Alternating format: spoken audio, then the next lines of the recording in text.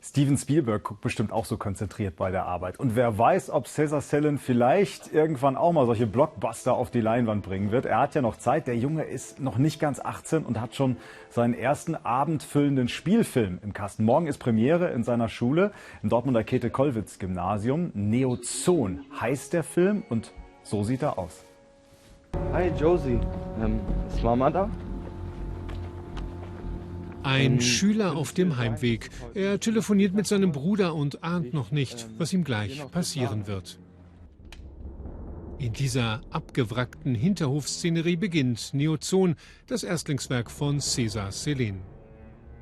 Ein mysteriöser Kapuzenmann erscheint, der ihm auflauert. Und das ist der Regisseur und 3 seiner Darsteller am Originaldrehort. Eine Nebenstraße nicht weit weg vom Käthe-Kollwitz-Gymnasium, wo die meisten von ihnen zur Schule gehen. Das Drehbuch schrieb er mit 16. Es geht um einen Mord in Schülerkreisen. Fast 2 Stunden ist der Film lang. Mehrere Monate wurde in der Schule gedreht. Ohne Budget, ohne Gage, aber mit vielen Laien, viel Begeisterung und viel Spaß.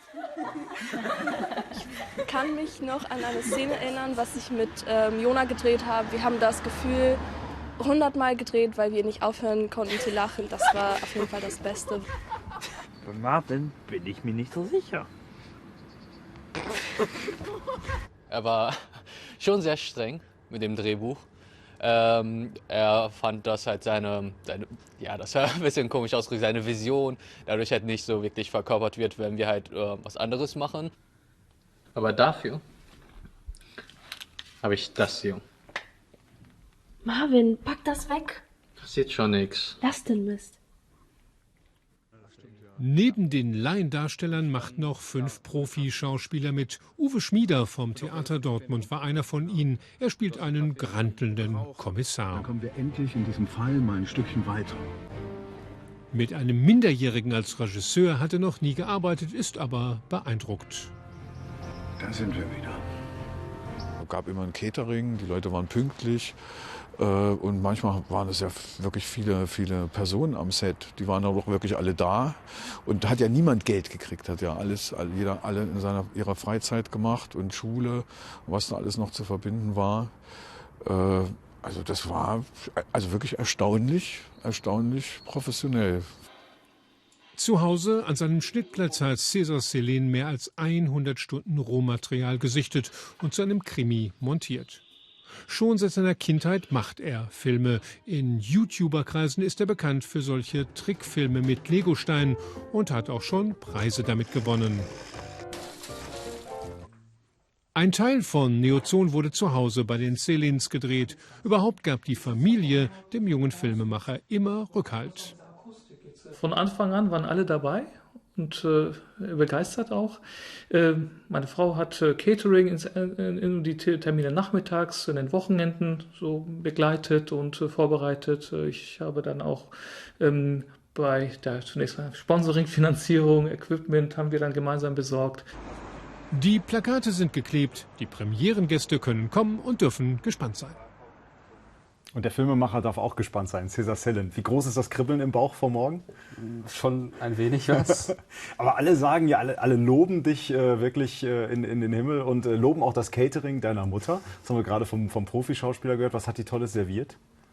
Alles Mögliche. Also es gab teilweise Brötchen, so Muffins, sowas in der Art. Fleißig gebacken und Brote geschmiert. Super. Ja. Die Schüler, die Laiendarsteller, die werden ja alle so schnell mitgemacht haben. Könnte ich mir vorstellen, dass man da schnell Überzeugungsarbeit leistet. Wie hast du die Profis denn überzeugen können von deiner Idee? Also das hat ein bisschen mehr Zeit gebraucht natürlich. Also ich habe erstmal geguckt, wo man das überhaupt finden kann. Es gab im Internet dann verschiedene Seiten, wo man gucken könnte, mit E-Mails schreiben und so weiter, hin und her. Wie haben die reagiert? Ich habe einige Absagen auch bekommen, aber viele hatten sich auch sehr interessiert für das Projekt und ja, letztendlich eben auch die dann ja auch mitgemacht haben. Haben sich dann überzeugen lassen und waren von der guten Idee überzeugt. Und da warst du zum ersten Mal der Chef am Set, ne? Als Regisseur. Hat man da nicht irgendwann mal weiche Knie, dass man denkt, ich habe den ganzen Laden jetzt nicht mehr unter Kontrolle?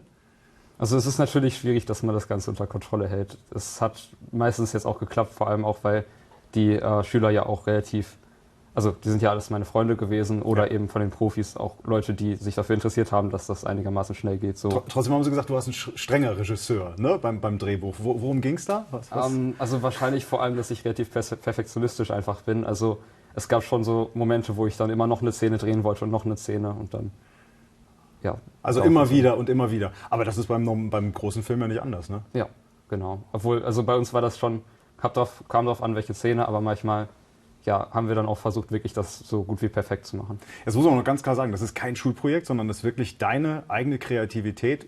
Gut 2 Jahre stecken da an Arbeit drin, ne? Oder mehr sogar noch, ne? Ja, so ungefähr. Mit Drehbuchschreiben und allem. Wie hat dich die Schule dabei noch unterstützt?